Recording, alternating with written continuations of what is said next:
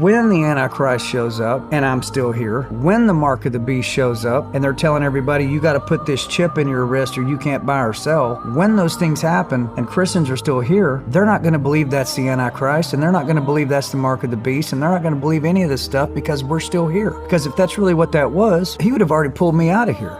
And then I've heard some Christians say, and even some preachers, God wouldn't make us go through something like that. And to them I say, really? Why don't you go tell that to the underground Christians in communist China right now who are being by the thousands? Why don't you go tell that to the Christians in Syria right now who are being chopped up into pieces in the streets? Do you think fat, lazy American Christians are better than them?